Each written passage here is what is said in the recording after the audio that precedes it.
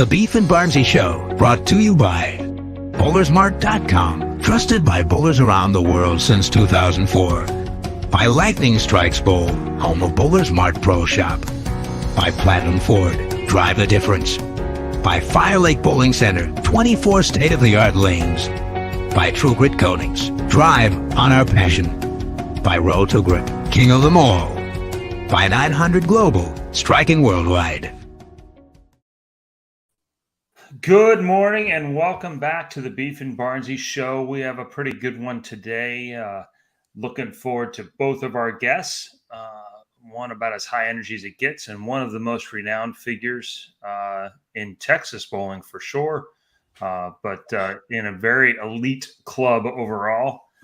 As usual, I am Barnzy, joined by the inimitable Stuart Willens. How are you? Hi guys, how's it going? A little rough weekend for me and Chris this weekend. You at least had one pretty good day of bowling. I had one painful grind of a day of bowling, followed by getting my ass kicked by Frankie. I did manage to shoot my high game of the tournament in match play though, so I brought it when it mattered. Unfortunately, so did Frankie. He bowled 260. The game I bowled 240. So that's not what friends do, Frank. I thought we were tighter than that. So yeah, it was a weird weekend. We bowled practice session and the lanes were absolutely stone walled, which wasn't in the slightest bit helpful for me because I changed down to the 15 pounders and I kind of needed to get a grasp of what I needed to do on the lanes because I knew that Earl Anthony pattern was pretty challenging and I've struggled on it in the past a little bit. So it would have been good to get a decent practice session on that. That's not what we got. That is not what we got. I was a little excited about it because I had a pretty good look on what we bowled on. So I was like, wow, maybe the regional version of this pattern is just so much easier that it doesn't matter. Right. And then about 3 shots into practice on Saturday morning, there was a lot of looks of what the ass the ball kind of skid in all the spots that it was hooking back from. And then there was a bit of a mad panic to try and work out the best way to play them. And of course, when it's like that, it means that the lane to lane is more challenging as well because everybody's all over the place because nobody really knows what they're supposed to be doing. True that. Pardon me while I share out the rest of this here. Yeah. So a minute. Quickly just going through the pattern's 43 feet. Chris was smart enough to figure out that it's 43 feet because old Earl had 43 titles. Yeah, well. So he brought a history element to the show there. So does that mean that the Tommy Jones pattern's 20 feet? Asking for a friend. Would that make the Beef and Barnzy pattern 21 feet? I more than Tommy. That's all I know. Yeah. Tommy, me and Chris dominate you by 1. By a sideshow.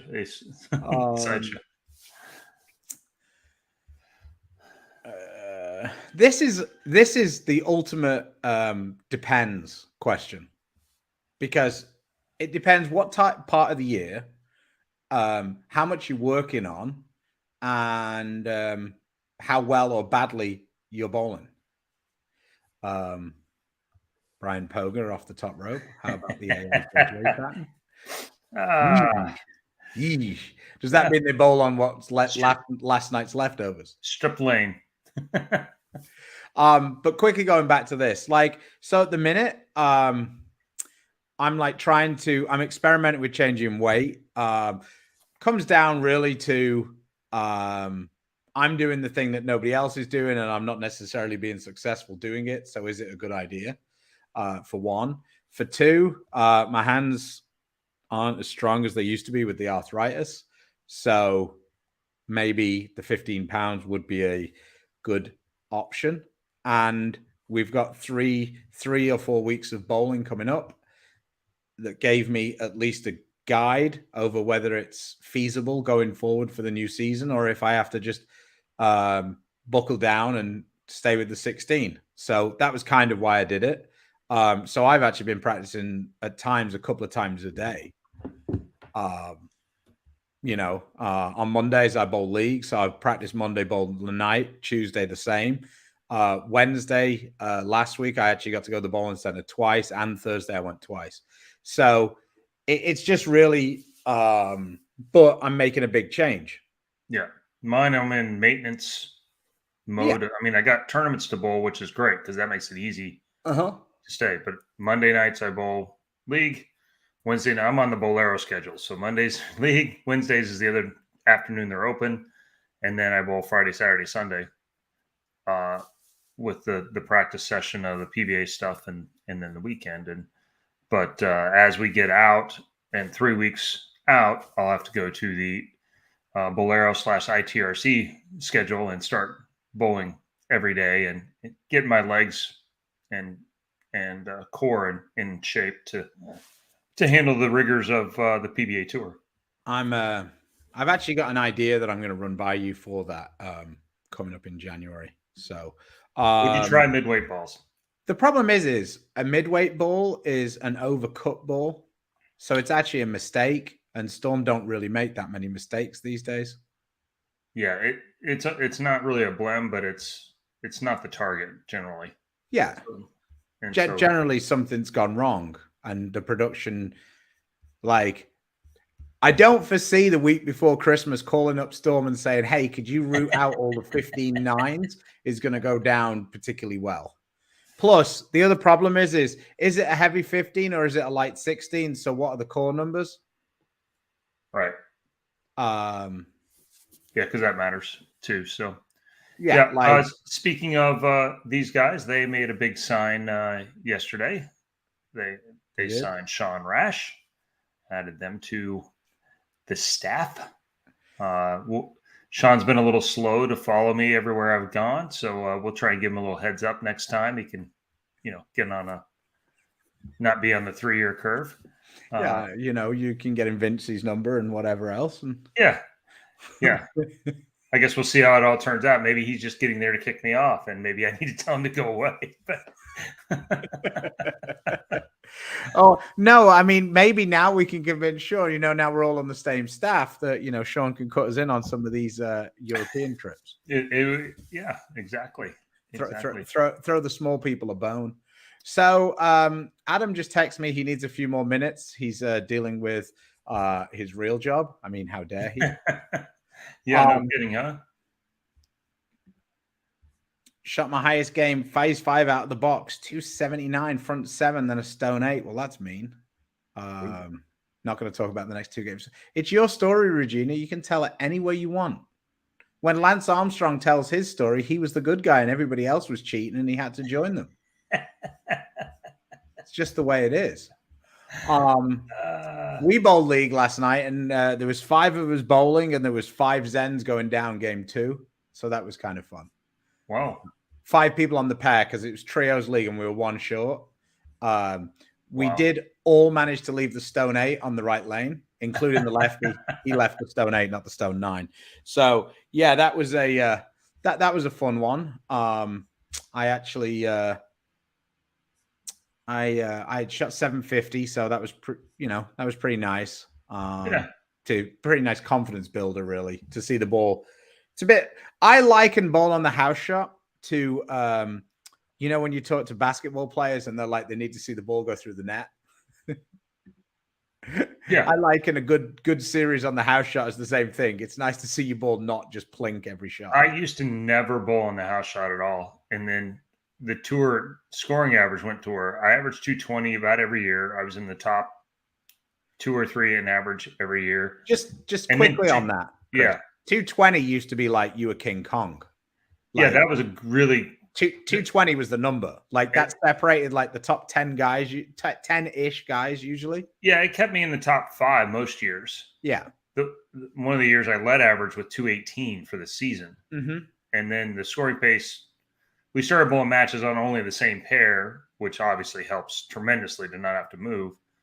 and then they've gotten the patterns a little softer, and so now 230 is kind of way closer to where you need to be on a lot of weeks. Yeah, I think that Belmo's taken scoring to a new level, really. Like, even regardless, I mean, he's always looking like, I think most people are looking to shoot, 220s. Like, if you've got a 220 ball reaction, unless something really weird's going on, you feel kind of comfortable.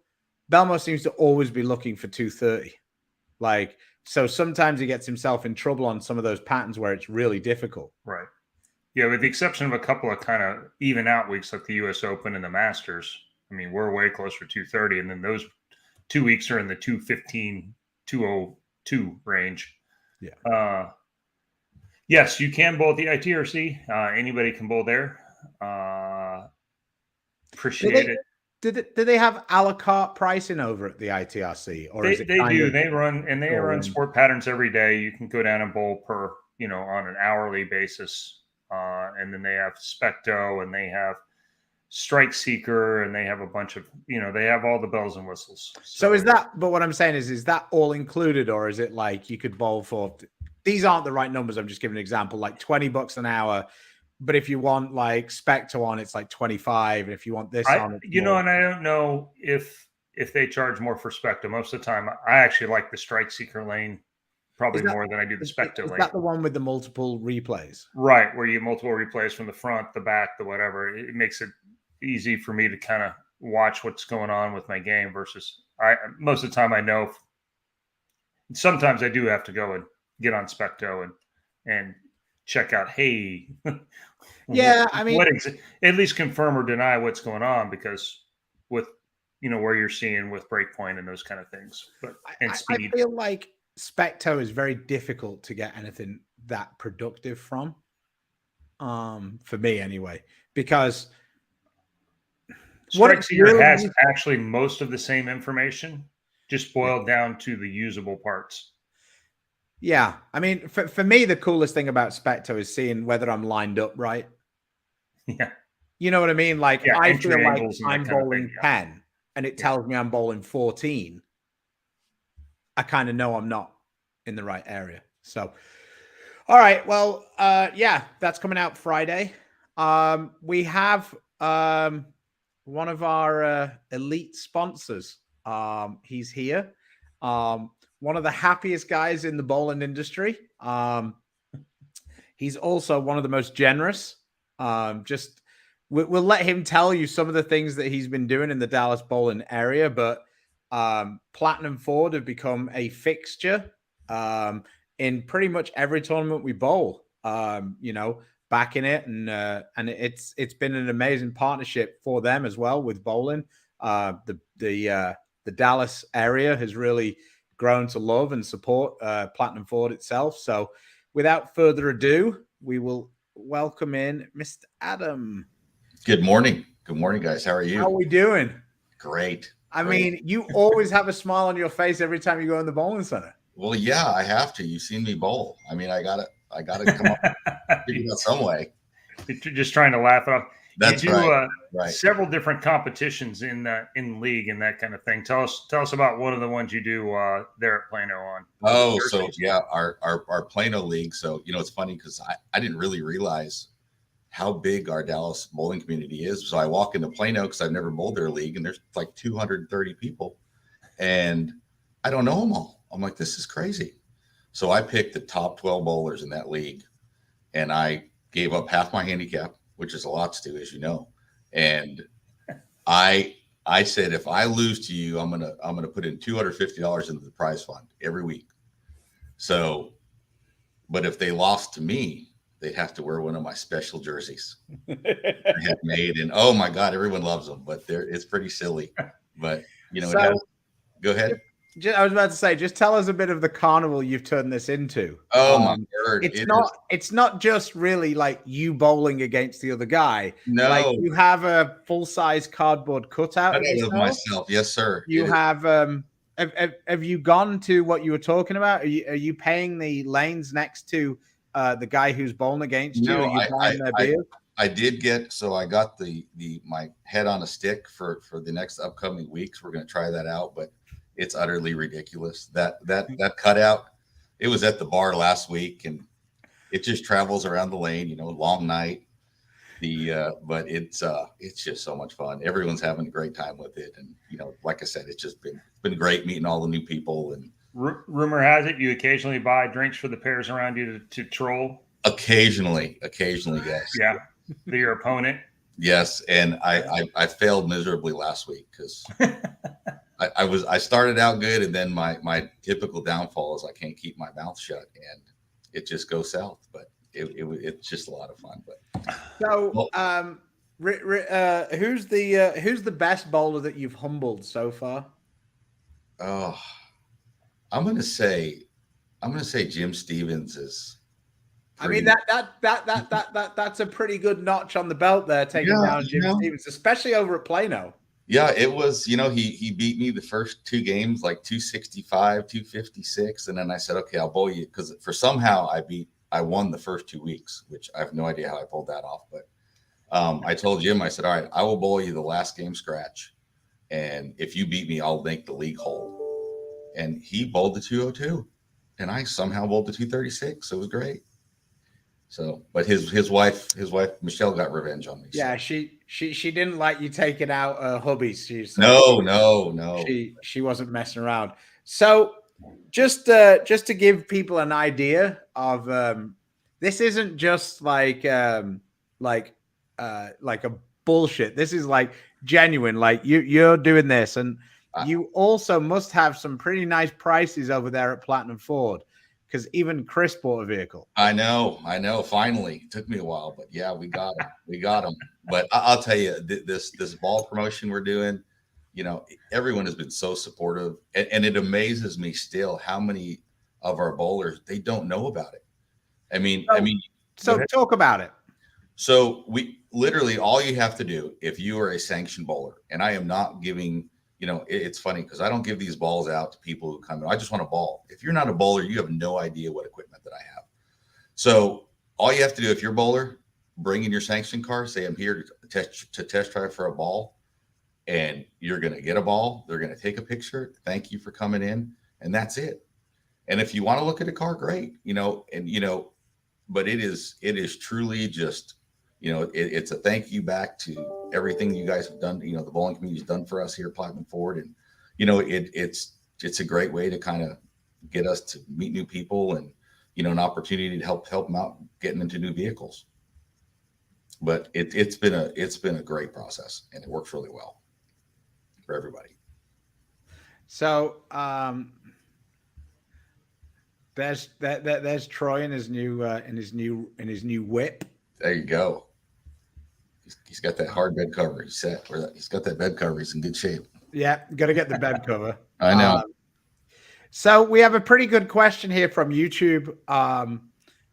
It says, if Adam gets staff pricing on bowling balls, do Beef and Barnzy get staff pricing on vehicles? Oh my gosh, absolutely. Yeah, all the bowlers get staff pricing on vehicles. So the fun part of this whole thing was one of the first times I ever met Adam, I bowled the Iron Man with him. Oh. And, and it was a good day, but Adam told me a story with Brett Cooper. Now, as you can imagine, Platinum Ford are buying quite a few bowling balls to give away. So he texts Brett, who is the sales rep for the Dallas area, and he says, "Hey, Brett, you're going to have to help me out here. I've bought hundreds of balls from you and none of them work." That's correct. I always get the defective ones. Now, I would like to mention that you did lose to me a game straight up in that tournament. I did. That's I did, right. yeah. And I know it's still... I didn't this year, though, did I? No, and I don't want to talk about this year. You came in with so much confidence. Man, that $100 was sweet. Oh, well. Do you know, I had to convince people to take that bet. Look, it's all a setup for next year. That's the plan. It's okay. If I end up having to give you your 100 back, it'll be fine. Those of you that haven't followed, they do buy now thousands of balls from Storm. And if you come in and all you have to do is show your USB-C card and test drive a vehicle. That's it. And everyone is aware, I don't have to be here. All my managers know, my entire staff knows. It's a super easy process. And if for some reason you don't want a ball, you can come in and get a couple jerseys. I'll do either one. So yeah, well, I was just there last week and a half, and so I saw the 4 jerseys sitting up there, and that's what looked like. That was a UC2 version. Seeing a lot of Helios versions out there right now. Yeah, The only thing I will tell you, you can't use these balls in PBA competition. No, I want to give people a heads up because I know there's a few tournaments coming up, member guest and stuff, and I don't They're working on that. Themselves in trouble right now. Yeah, but anyway, moving Spare on. ball's cool looking too. I like the spare ball, and right now I have UC3s and RST2s. So, oh, nice. Yeah. Platinum Ford spare ball, Storm on one side. So yeah. This is Tina's. I haven't had a chance to get it drilled yet. But yeah, Platinum Ford logo all over it. So that's really cool. So you appear to be all about trucks to bowlers. You tried to give one away at the Ironman a couple of years ago. We got within, what was it, 1 strike or was it 2 strikes? You had the front 11 on that brutal pattern. Yep. My man was nervous. Oh my word. Yeah. Yeah, we won't talk about how it ended up, but all I know is that Adam was the most devastated in there after that guy. I was. The financial implications for Adam were way better if he'd have got a strike there. Oh my God. That would have been so awesome. I was rooting harder than anybody. Well, I don't know. I think I think Kenny was rooting pretty hard for himself. Yeah, he was. That's true. Problem. That's true. But heck, we got to give away a truck this weekend though. So that well, I was just moving on to that. Yeah. So, tell us about it. You partnered up with Jamie Brooks over at Cowtown. And he was kind of a big thank you back to his bowlers. They just, I guess, it paid off the center, and this is what he wanted to do. So, he came in. I gave him a staff deal on a truck, and it was an awesome event. I'll tell you what though, that you don't talk about it. He basically ran that like a crazy 8s. So there were 64 bowlers, and I think we were done in an hour. And oh boy, it was a pretty fun event. It looked like it was pretty intense coming down the last few frames. In fact, so for those that don't understand crazy 8s, what's that mean? So basically, Jamie started it. You had to so each bowler had to throw 3 7 counts in a row, and if you didn't, you were out. Then you had to throw 3 8 counts in a row, and if you better, correct. Yeah. And then it was 3 9 counts, and actually once it hit the 9s, it was 9 pin, and it got down to the last 2 guys, and I think they went 8 lanes, and it was pretty good. In fact, Ron is picking up his new truck today. He's here, so sweet. Yeah, well, that is awesome. It is. Charlie says, "Do you have a personal car collection?" I do not. I've got. I think I have 300 of them out there. So that is my car collection. More importantly, does your wife? She has one car. She's so sick of me switching her out of cars. So, but yeah, it's I kind of like trucks. I've had a few trucks, but yeah, no big car collections for me. So what are you in right now? You don't have to tell us if you. I'm actually in an Expedition. Okay. So, yeah, that's you did have which one was it? You did have an electric car for a while because you told me about this story about when you I had that. I drove that Mach-E, which was really great, except when you run the battery low and you have no place to charge it. And but that was it's a pretty nice little car. But I'm going to stick to the gas trucks for right now. So. And obviously our fans here, they've seen the Platinum Ford loaner vehicle. Stu drove that one around for a little while. Yeah, I know. I need to do a new one. I need to we need a new bowling truck. So Did you get rid of that one, or do you still have it? Did. No, we've actually been through like 4 bowling trucks. I keep wrapping them, and then we keep selling that truck. So, but I thought about doing a bowling Bronco. I'm kind of up in the air right now, so we'll have to see. I'm in the market soon. If you need a marketing write-off, There you go. Asking for a friend being me. So Alan Riley's asking a pretty strong question here. Adam, did dust come out of Chris's wallet when he went to pay for the truck? Wow. Cry. You're in a hard time, Chris. Absolutely not. I mean, come on. It was such a great deal. I just Yeah. just had to bring in the tip jar. Is that what it was? That's it. Yeah. I did try to work him for a couple lessons, but he said he couldn't help me. So I just was like, Yeah. I don't believe that's quite how that went. But Yeah, I think Chris is more into you can't polish a turd. Yeah, well, look, I get it. I bring this all on myself. So. I abstain a little bit about helping left-handers. He's already got a Troy. That's oh my word. So, real quick, because I know you got a busy day. What is what's going to be the next big news with Ford? What should we be looking out for, and what should we be coming to buy from Platinum Ford? It's starting to this, and I mean, everyone knows there's a big shortage of cars, and it just seems like the inventories are leveling out a little bit better. That new F-150 is a super nice truck. They redesigned the whole thing in 21, and there's starting to be some better deals on some of that stuff. But keep in mind, especially with Platinum Ford, I really want everybody to know you don't have to buy a Ford from me. I don't care. I will find you whatever you want. And that's been a big part of, what we do here. It's like, if you're going to spend this much money with me, I'd rather get what you want. So if you want a Chevy, you want a Dodge, if I don't have it, I will at least point you in the right direction to get it where I know you'll be taken care of, and, it'll be a good experience for you. And of course, your parent company has dealerships with right brands as well. Of right. course. We do. We've got, I think, 14 stores now in the group. So, but like I said, you just let me know what you want and we'll get you lined up.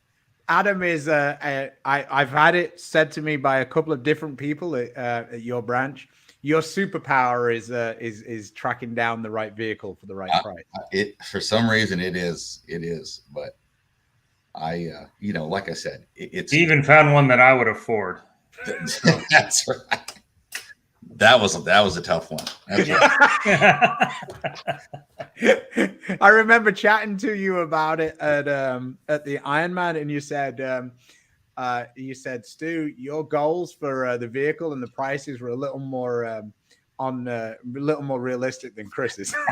Mm-hmm. I just think it's that I'm just not as good as negotiator as Chris is. Look, I just don't give up. I will find it if I have to, but anyway. Well, you just love yourself more than I love my son. I guess that's probably it. So he is at that age. It'll get better. Somebody said, is that a Mustang hood on the wall behind you? It is. I had when we first moved into this building, one of my managers had that painted for me as my office gift. So I hung it up, and it's kind of cool. So yeah, it's very cool. Yeah.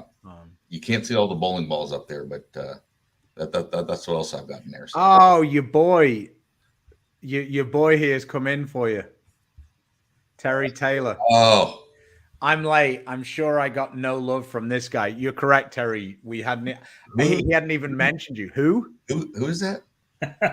I think it's Tina's husband, but I'm not sure. Is he the one is that the one who stood me up on Sunday? Oh, maybe. And all right, Terry has been an awesome help with all this. The association's been fantastic. Did that sound genuine? I was trying. Terry's helped relieve you of some of your marketing dollars. Is that what you're saying? It's been an awesome partnership, really. I mean, I could not have done a lot of this, and I hope he got off that without those guys. I mean, they have been just, keeping me on the right path, because I would never did the level of stuff that I've done ever with bowling. I mean, I was just your average once a week league bowler. Mm-hmm. And Well, now, we're glad you made the decision to yeah, come into the bowling industry. it's awesome. We're going to invite Jamie in just so he can have a little, so you can just say hello to each other before you get off with your day. All right. A Hall of Famer, Chris? He is soon to be inducted into the Hall of Fame. He is one of the pioneers of the SASBA, the Senior All-Star Bowling Association here in Texas. He's owned more bowling centers than pretty much we've almost bowled in. He currently hosts tournaments and runs promotions pretty much like no other. One of the most beloved. He's also a member of the 100,000 Pin Club at the Open Championships, I believe. So please welcome to the show, Jamie Brooks. How are you, sir? Can you hear me? We can. Good. Good. It's a good start. So, how did this whole promotion come about? Where you decided to give away a truck to your? Well, we've owned that bowling center since 2010, and when we walked into it, it was in bad shape. It had nothing was working. The people were leaving, and we kind of fought it for about 3 years and got it cleaned up, and that thing was built in '57. So there's a lot of things in an old building you got to keep fixed, and we did that for probably we fixed everything, put new scoring in. We did everything but put new lanes in it, new roof and all that, and we finally got it paid for this last spring. And it's been a long time since I owned one when I had everything. I didn't have a mortgage. A little bit louder, Jamie, if you don't mind. Louder? Yeah. Yeah. Anyway, we got the mortgage paid for, and I felt like that I needed to do something for my league bowlers, and we fiddled around, and I figured, what if I just gave them a red truck? And I got together with Adam, and he made a deal that where we could afford to do that. And we had this little event Sunday. It was absolutely amazing. We charged $5 for pins over average, and I had 20 daytime bowlers and this is 44 nighttime bowlers that qualified, and it was a last man standing deal, and they started with you had to get 7, and if you got 7, you moved to the next lane, and you had to get 7 3 times, and then 8 3 times, and then 9 until the last man was standing. And so how did you get partnered up with Adam on this deal? He just give you this thing at half price? we did what at half price? Jamie, don't listen to him. He's just trying to stir the pot. Did you buy that? He give you that truck for half price? Did he give it for half price? Yeah. He gave me a heck of a good deal on it. Thank you, Jamie. Thank you, Jamie. Yeah, he did. It was amazing, and I think he had as much fun as we did. And what was amazing, it didn't take too long once we got it started, and we gave $20,000 and to the people. So if you made the finals, you won $50, and we paid like $32.50 all the way up. The second place was $5,000. Wow. And when it got all the way to the end, it was absolutely amazing. It was 2 of our oldest customers that got there. Both of them were decent bowlers, and they've been there and they'd supported our place in more than one league a week. And they probably got 9 about 7 times in a row each. And it finally got down. One got 7 and one of them got 8. So we had to let them go again. And Ron Boroff got 9, and and Mike Patton got 8. So they were both excited about getting it, and the great thing about it is Ron Boroff's family. His wife bowls, his daughter bowls, his son bowls, and his son-in-law. They all bowl there, and they bowl there a long time. And I think they were excited. And I think Adam, you did a good job with them, man. Oh, you did a great job, Jamie. It was an awesome event. In fact, he's here picking his truck up today. So, but it, you know, I don't know what the long range thing of it is, but our model is we love our bowlers, we love our customers. Hopefully when he I guess it just got disconnected. When he comes back in, hopefully the audio will be a bit better. Yeah, that's one of the problems we run into. Adam, thanks for joining us. Thanks for having me. Thanks for everything you do, not only for the Beef and Barnzy Show, but just bowling in Texas. Hopefully we can find another Adam Vince. And then you can have some competition. But right now, it seems like you've won the hearts and minds of bowlers everywhere. I mean, we've got more than one person saying, hey, can I get a ball? Hey, can I get a ball? So I know that it cracked you up when my dad sent you a picture from England with the Platinum Ford bowling ball. Yep. So like I say, thanks again. You are awesome, man, and we really appreciate you. And thanks for the relationship you have with us on the show. Yeah, it's been a fun ride. Awesome. Well, I like I said, it's been great. So, well, and right. We'll get to do the Ironman again this year. So hopefully you can keep that #1 seed spot that I've lifted you up to. Yeah, exactly. You're my cheerleader. Richie Allen wants to know if you have any used tanks laying around that they can refit to fire bowling balls. I do not, unfortunately, but I'll let him know. I could probably find one. But oh, it looks like Jamie's back. So, all right. Thanks, Adam. Take care of yourself. Thanks again. Bye. Have a good one. Have a great day. Bye. I don't know what happened. Hi, Jamie. How are you, Jamie? I'm great. Oh, that's much better. You had a bit of static on the line, so I think that the reception got a bit messed up. So we're all good now. Okay, good. We got rid of Adam as well, so that's all better now. Now you're front and center. Adam has done is an amazing guy, man. He's on a car. That's who I'm going to go see.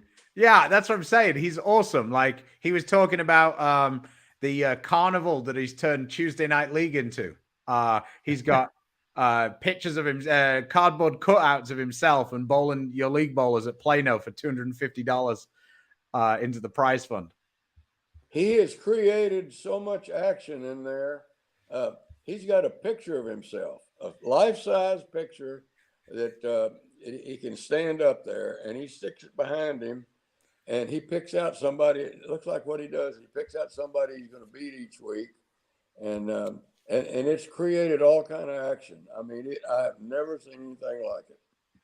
No, he's definitely a very creative guy, and it seems like every time you bowl a SASPA or any of the local tournaments in Dallas, you can't not see a Platinum Ford bowling ball on the rack. So I don't know exactly how many he's gone through, but I know that there's a lot of guys who've taken probably more test drives than they've bought cars so far. He sold a lot of cars, man, doing that. A lot of cars. And they wouldn't be doing it if they weren't selling a lot of cars. Oh, no, I'm 100%. And that's what I'm saying. You don't have to sell many cars to cover quite many bowling balls. No, and I don't think he's paying full price either. I'm pretty sure he's not, but I do appreciate all the money that he's pouring into the sport at the minute. It's very cool, and it's nice to see that somebody can be successful while supporting bowling who's not in the bowling industry. Right. Yeah. It's great. It's great. Jamie, how long have you been bowling? I started when I was 17, and I'm 88. A minute ago. Yeah. So that's 70 years. Yeah. 71 Well, years. Yeah. now a lot of people around here know you as a proprietor. What's your biggest bowling accomplishment though? We I got two that are kind of pretty neat. In '61, at the state tournament, we won the team. I was third in the doubles. I won the singles and the all events in the state tournament in Texas. It was in El Paso, and I shot 21.49 with a Black Beauty bowling ball, and 21.49 was the sixth highest all events ever bowled since 1905. And that was in 1961. And that record stood until Steve Ray beat that 21 years later in El Paso. Now, 21.49 today is no big deal, but it was a big deal then, man. And the other thing is, What year was that? we won the the doubles and at the ABC tournament in 1973. And what we did, there was nothing to bowl in, and so it was a team thing, and we had probably the best team, I think, in Texas for a long time, and we would go to the state, the Southwest, the ABC, and the city, and we'd bowl all those together, and we'd put all that money in one pot, and we'd divide it, and it was pretty nice money. And we drove to all those ABC tournaments, and did those, and I got a fourth and 2/8, and I went out right when the PBA started, and I bowled about 6 in a row, and I figured that Carter and Weber and all those guys were maybe 20 pins better than me a game. Then I needed to be behind the desk. And I did that, and bowling was just, it's a fun thing. I love to do it. I've got 62 national tournaments, and you always got to have goals. My goal is to get, I'm 20th ever now out of 30 million people bowling it. I'd like to get to 10th. I think a couple will probably run me down because I don't bowl very good in that thing anymore. but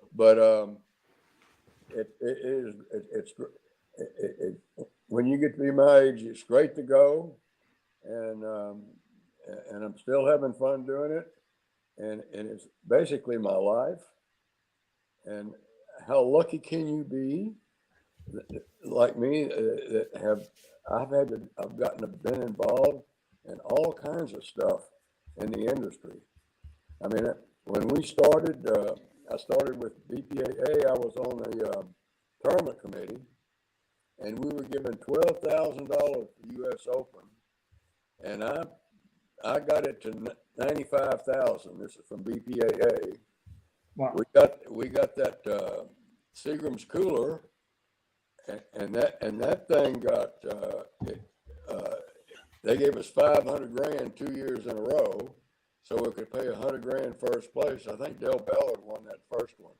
I think Albee won one and Dell won one, I believe. Yeah, and then I got to do all kinds of stuff. See, they had a rule. If you bowled an honor score, they came in and they ran their finger across the lane, and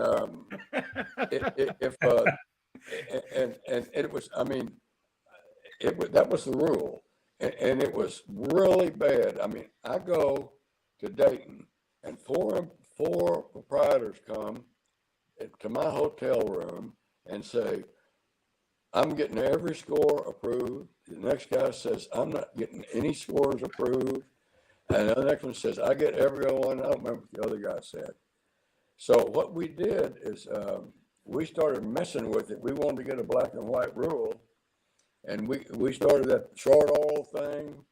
And it was black and white, but it really didn't work. But the long story is, what happened is we got it to where we had a rule where it wasn't causing friction between proprietors and all the people in the at the ABC at that time, and they did not like us.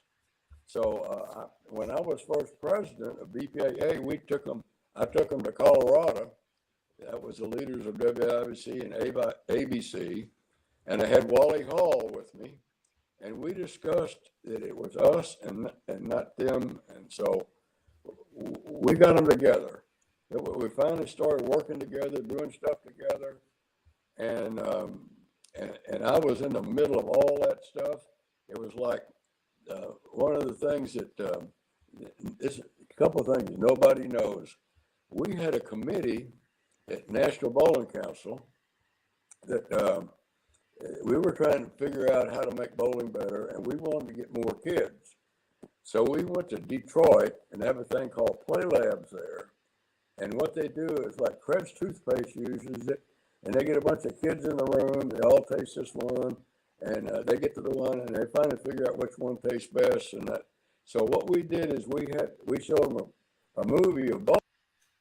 Hey, Jamie, your audio's cut. No, it's gone now.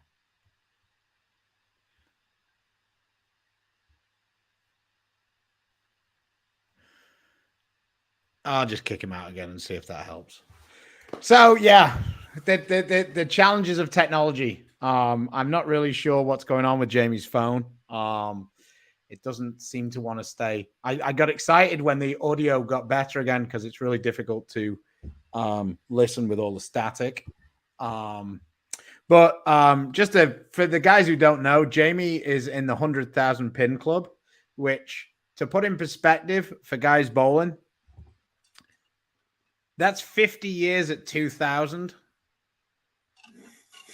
So that's not happening. So, you've basically got to bowl 60 years to get in the 2,000 pin club. There's no, that's the bare minimum. And you have to bowl pretty well. And keep in mind, the first 30 years, 1,800 was a great score. Yeah, 100%. 2,000 won the event most every year. But that's what I'm saying now. Yeah. I'm a professional bowler.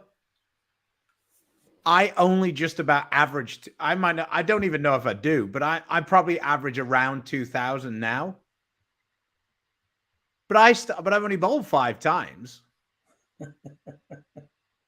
Like, unless you start bowling nationals when you're like 18 or 19, you have no chance to get there at all. It's one of the most exclusive clubs in bowling. I've been there twice, I believe, when somebody's got the 100,000 pins. It's super cool.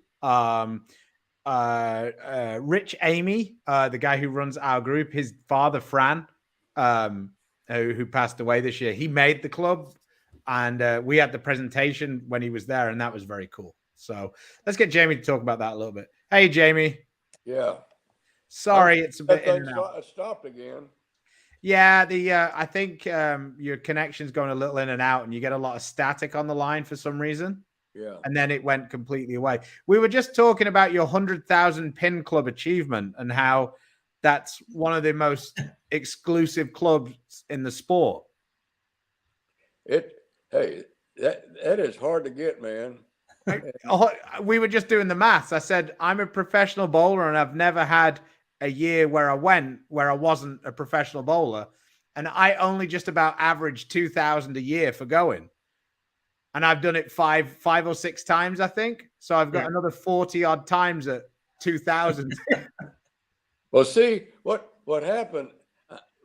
That's the thing that we just did, and my goal was to get 50 years, and when I got 50 years, I had 85,000 pins, and I looked at that thing. I said, man, I can bowl 3 or 4 more times, 5 or 6 more times, and get it. Well, it was always tough, but what happened? It used to be you had to slow the ball down to get it to wrinkle, and now today, if you don't throw it hard, you're dead. And So that's why all us old guys, we don't bowl good anymore because we don't throw it hard. Yeah. But Makes it tricky. But if you sit down and figure out how long that takes, it took me 61 years. Yeah, it's a lot. I mean, just doing the quick math on it, it's 1800 at 60 years will get you 108,000. And we said the first 30 years at least. I mean, until 1889, 1800 was a really good score. Well, and then as of late, again, a few more of those years, 1800 became a great score again. Yeah. Well, see, most of mine were like 1780, 1790, 1800 or stuff like that. And Those are good Bob scores. Hart just got to 10th place in pins last year, and he is got 65, and he's the 10th one that's got 65 years. Think about that. There's only 10 people, and you got Glenn Allison. He's got 70 now. I think he's got 70. Yeah. And he needs 2 more to get to 72. And I don't know whether he can do it or not.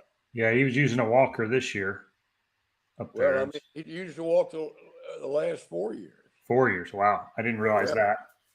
So he's still there. And I'm going to tell you what, he's number 3 now? Yeah, he's number 3.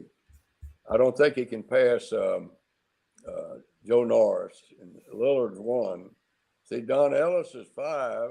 Right. Lillard's 1, and I'm 20, and all of us are from Houston. That's pretty good. That's pretty amazing. It is. That's wild. Now a lot of us now, aside from your bowling competitions, know you as, you're involved in ownership with Plano, with Allen, JB's Allen Bowl, and with Cowtown. When was your first center? I started in Houston in 1955 with Lamar Lanes. It was 24 lanes, and I had quit college. And my dad said, and I was a draftsman, and he said, you can never afford a family. And he said, you need to do something else. I said, well, they've just developed a bowling machine. I'd like to build a bowling alley. And he said, put it together. So I put it together. I got a guy to build a building for me and lease it to me. And my dad put the money up. And we were the first ones that had underground ball return. First bowling center. Wow. And it was a 24 lane. And since then, I've had 43 more. And I had 21 at once. And it was it was stupid. You do stupid stuff. And when you go. And what I found out, I learned that if I was not in there, and I did not know all of the bowlers that made that bowling center run, I didn't make any money. And it's been a roller coaster. I had 21 of them at that one time, and that's all I did was work. And I got caught in 1988. All the banks went broke in Texas, and mine was one of them. And I escaped with one out of that and started over. And so we've done, and I did it again. I mean, I had Plano, and we started buying a bunch of these other ones, and I got in with a guy that you couldn't trust, and that was a bad deal. But I tell you what, it is so good to be where we are today. I have never seen business like we have in all 3 of them. We have the best people in the world that come through those doors, and I am so lucky to get to talk to them all the time. And we have even some superstars come in there every now and then. And I'm talking to one right now. He's looking at you, Bonds. Nah, He loads me up with this nonsense when I see him out there, and every time I'm out there, I see him out there. That's no joke. That he shakes hands with everybody that's out there bowling, even us traveling transients that come into his center. He's nice to us too. So takes care of a lot of the bowlers. We went to Allen Bowl. He made his way up there, even though he'd just been on a long trip and was wiped. And I'm telling you, it's no joke going from Allen Bowl to Cowtown. That's a hike between those two. Well, so Jamie, can we just talk about whether putting 2 lanes in the pro shop is the most insane thing you've ever done in a bowling center, or have you got one that could top that? Because the 2 lanes in the pro shop at Plano is pretty cool. Well, here's the deal. I like to do stuff nobody else does. And here's what I found out. Every time I spend money, I make more money. It's amazing. Every time I buy something, I make more money. Stu's wife is on that same plan. I don't know if the same result, but I team. But if you come, I think Plano. I'm proud of what we've done. We've got good people. I've got the best people that work for me, and we treat our customers. They're our best friends, and best friends bring other best friends, and it is. I've never seen business like that. And the 2 lanes in the pro shop. Here's what one of the reasons I wanted to do it. We have maybe the best youth program in the country, and we take 60 kids every year to that junior gold, and they don't win. And I'm not liking them not winning. And so what we've done, we put those. We redid that thing about 5 years ago, and we put a big game room. We put it in the wrong place. The architect put it in the wrong place, and we never made any money in the game room. So I said, let's just put 2 lanes in there and let's see what happens. And so what we're going to try to do, we're going to try to take those kids that are in our junior gold program and really teach them how to knock the pins down. Yeah, sport patterns or stuff up there all the time. String pins. It's a pretty cool thing. And yeah, a game room in Plano might be the only thing you haven't made money at there. You guys, and in this comment here, somebody said we're watching a PWBA tournament that was the U.S. Open. When the commentator said, "But you guys had the best food on tour." I think our food's good. Your food is fantastic, and it's reasonably priced at the same time, which is the double threat that you don't see very often anywhere anymore. Let alone we go every Friday night and go out to eat the fried catfish. It's the best I ever ate. The blackened catfish there, it's the only place I go eat fish in Texas. I generally don't eat any kind of water. We had the seafood at all, unless it's I'm close to water. But it is fantastic. Last May, and at the TNBA there was 12 days, and they pretty well filled the place up, and we sold 660 pounds of catfish and 2,000 pounds of potatoes. Think about that. That's a lot of fish. It is a lot of fish. That's got a lot of water, but that's crazy. I know it is. But yeah. And for those that don't know, you host our youth tournament and sponsor it while you host it and have a reasonable fee, and your staff is so good at running tournaments that thing runs whether I'm there or if I'm on the road bowling on tour or not. It still runs super smooth. The Scott Craddock and Joyce Claus and now Aaron and Susan. But you could give Tyson a little bit of credit.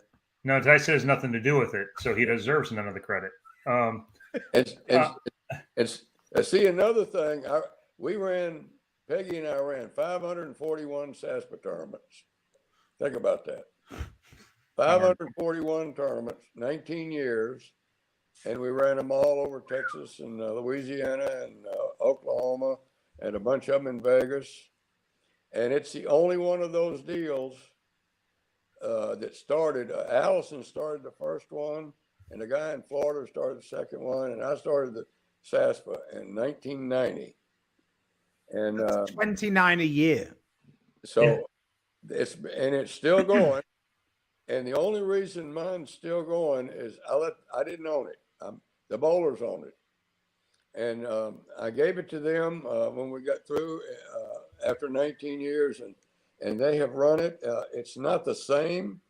It was almost a singles only at the beginning.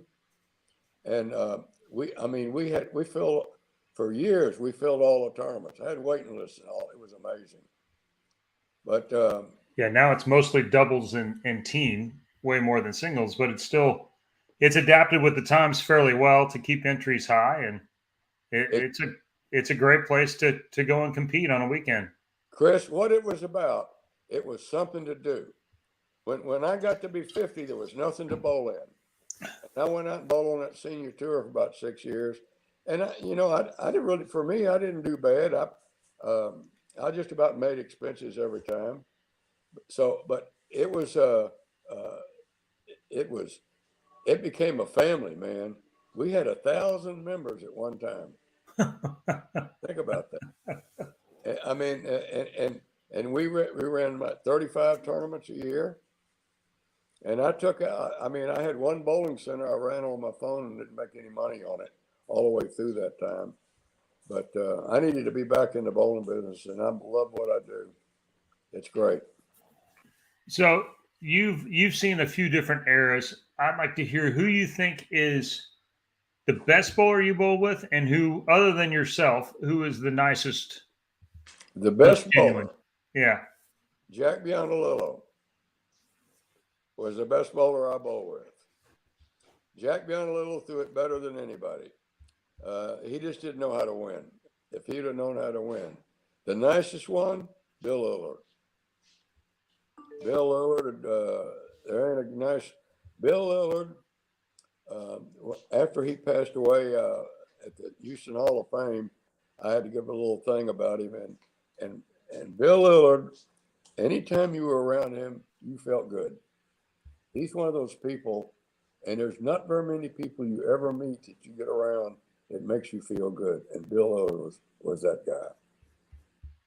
Well, it's ironic because I was just telling Linda the other day that the only guy that's been close around here, and every time I walk into a center that makes me smile when I see him, you remind me of Bill Lillard all the time when we walk around at Plano. Really? I didn't, I don't know where I got that, but I found out that I'm having fun, man. Well, how good is it to have fun in what you do? You have a great outlook on life, and authentic happiness travels. Well, it's been a good life, and you've had a good one too, man. I can remember when you were very first starting, and I got to tell this story a little bit. Chris Barnes was he was a known player, coast to coast. He threw the ball, and we were up in Tulsa, and you came in to pay for your entry fee, and my wife took it. She didn't know who you were, and you were already somebody at that time, and it tickled me that she didn't know. But it's been a good ride, hasn't it? I came there to bowl at Sasma with Mark Jensen a long time ago. Yeah, that's been a minute. That's another nice guy. Yeah, and then Tennille here, another one of your big fans. Jamie is truly the most generous and giving person, amazing mentor in my eyes and heart. Congratulations on the USBC Hall of Fame. Thank you. That is amazing, isn't it? It's a pretty cool deal. It's nice. How cool is it for your customers to give you an award? How cool is that? I mean, I don't know. To me, I look at the thing. It's the apple. I mean, not the apple. It's a cherry on the top of my bowling life. It is going to be. It's amazing. And we did a lot of stuff. And And nobody had more fun doing it than me, man. Well, I think it shows, and that's why the centers that you're at, I think, are more successful. One of our regulars here, David, wonders if you remember N.R. Duff, Ricky Bourgeois, John Sneed, Randy LeBlanc from Louisiana. Who is that? John Sands? John Sneed, Randy LeBlanc, Ricky Bourgeois. I don't know how you pronounce that name, and N.R. Duff. Yeah, from Louisiana? Yeah, Louisiana with Malco Bowling. Yeah, that's Ricky. Ricky. I've known him forever since he was a kid, and he's been doing that 50 years for them. Can you believe that? Ricky LeBlanc is a good guy, man. Stephen Hawk says, "Congratulations, well deserved." Yeah, that is good. It is good.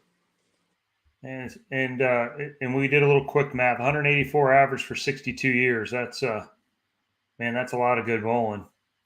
That is a lot of good bowling. So, what's next for Jamie Brooks? What's next? I'm going to get up every day and go into that bowl and have fun. I still like to bowl, and I'm hoping to continue it for at least 10 or 15 more years. Man, that's great. Again, thanks for sponsoring our tournament too. I started to say it that you guys do such a good job running it and everything else, but while you're running it, you're also adding in sponsorship money. So you're not really end up taking in a whole lot because you're sponsoring some of the squads and doing and giving back to the kids, and I think that's why we have one of the best youth tournaments in the country. And I owe a lot of that to you, and I appreciate that, Chris. It is our honor to do it for you, and I, the only regret I ever have of doing it, you're so amazingly great with those kids that you had to go make a living a bunch of those times, and you're the best I ever saw getting out there messing with them when you're talking to them. And well, I appreciate that. I don't know that I there's been some pretty good ones around, and I think a lot of us have learned from Norm Duke, and at least guys in my age group learned from him as one of the best ambassadors around. And I got to meet some guys like Bill Lillard and yourself and Dick Weber, but I didn't get to spend a lot of time around them. So I watched Norm in action and tried to do some of what he does, but. I appreciate it. See, Norm and Joe Vito used to come into my big Texan lanes and bowl Larry Thompson and Bill Satterfield. And they would come and they'd bowl all night long. And when I had my office there, when I came in, they were in there, and Satterfield and Larry Thompson beat them every time. And there was no better bowlers that ever came out of Texas, hardly, than Norm Duke and Joe Vito. Those boys could flat they throw it, play, man. and for any amount of money, they didn't care. I know it was amazing to watch that stuff. And Bill Satterfield was a fat guy, and he was averaging 230 for nobody was averaging 230. And when you look at him, you say, I can beat that guy, But the perfect action guy. It's been great to watch all of that stuff. I mean and look what Duke probably. I don't know where you put all those guys up there with Earl Anthony and Don Carter and all them. I don't think you can say whoever's really the best, because it was the best at some times. Yeah. His audio went away again. I'll kick him out again. We put Norm in probably that top 5 of all time crowd. It's what he's done between 50 and 60 is it's amazing, actually. Oh, 100%. He kept winning from age 40 to 60 like no one in history. Even Walter Ray fell off through that period, I think. I really think it depends what you value as well. Like if you're talking about peaks or if you're talking about longevity or, Yeah, I guess it's what you value. and then it's also why I think that there's tiers to it. It's why for me, I think like Walter Ray, Earl, and Belmo are in one tier, and then the next tier, just because they won so many Player of the Years. Yeah. I mean, I think Norm, Pete, Roth, Parker, that kind of group comes in. All those guys with the 30 titles, but just underneath that conversation of the best. Yeah. I'm back for the last time. There we go. Yeah, we're about to wrap it up, but there you go. I'm not sure what happens, but every once in a while your audio just dropped out. It sounded perfect before that. I'm a pro at getting back on again now. Well, that's good. Thank you. It's okay. It's only Barnes that hasn't had problems today. I had to reset my internet as well. So. Oh, that's all great, man. And I appreciate the time, and it's been fun. Yeah, well, it's been great for us too. We more than appreciate you and everything that you've done for the sport. Certainly for me in the recent years since moving to Texas, I appreciate all the events that you put on. Yeah, I mean, just listening to some of the stories, it's been a wild ride. Well, I got one last thing to tell you. Bill Crispin makes the best bowling balls in the world. Yes, he does. We have no disagreements here whatsoever. So, well, thanks again, Jamie, for coming on. It's always great to get to talk to one of the legends of our sport and appreciate some of the accomplishments and contributions and everything else that you've done along this ride, and can't really wait to see what's next. At 88, still pioneering ideas and making things work that people say won't work. It's fantastic to watch, and I think we're still learning from you after all these years. That's great, man. And I thank you for the time. It's been fun. Okay, Jamie, take care of yourself. We'll see you soon. Okay, have fun. All right. Bye-bye. So, an interesting show today. Thanks again to our friends over at Platinum Ford.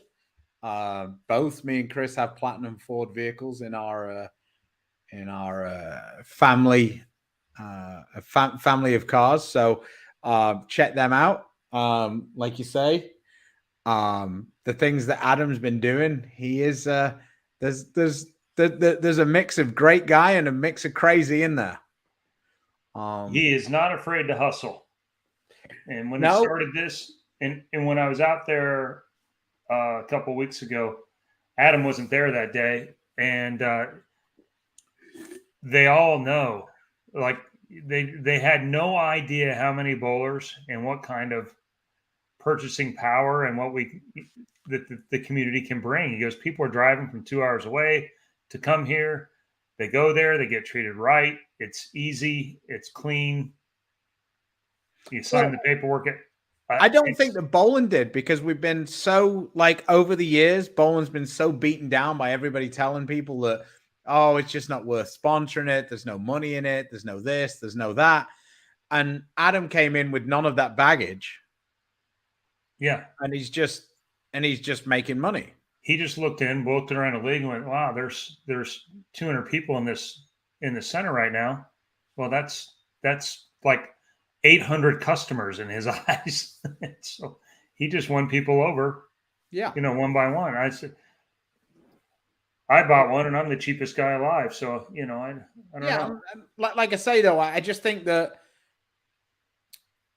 I honestly think, to me, that the powers that be would have the best time if they went down and they had a chat with Adam. Like, what did you see in bowling that made you want to enter the market? And how can we market this to other companies to want to be part of it? Right. Because he's the person who he's putting in a large investment into the sport, and he's not stupid. So he's obviously getting a good return from it. Right. So what is it about bowling, and like, how can we tailor our marketing or our, sponsor pushes to get other people interested in sponsoring bowling. And I honestly think that it would be I think it would behoove all of them to go and chat with him, because Adam made that decision himself. He didn't get pulled along and sold on the idea that much. He just bowled and he thought there's a market here, and he's been successful with it. Yeah, for sure. All right. Well, what do we have planned for Thursday? I think we're going to have a look at the exotic gem, do our product showcase of the exotic gem. I may try and get it. No, I'll scrub that. We'll do that. I was going to say I may try and get somebody from Storm to come on, but this is a very bad week for that to be an option, because it's the big sales meetings up there at the office. I'll send a text and see if anybody's available for a little while, but I have a feeling that I'm going to get a no bueno on that one.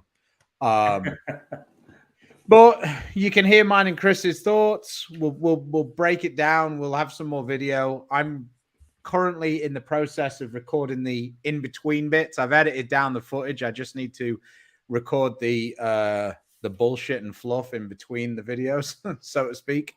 And then I'll have that up hopefully tomorrow morning. The same kind of deal I did with the Zen U, like a multi-pattern deal.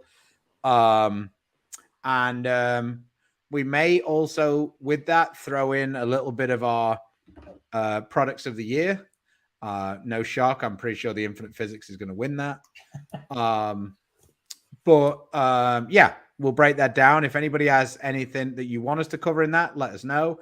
As always, email me over at beefandbarnzy@gmail.com. I've actually got back on track in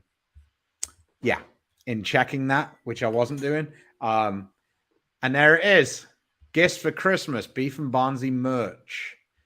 Also, if you're going to buy anything from Bowler's Mart, click one of the links in our videos.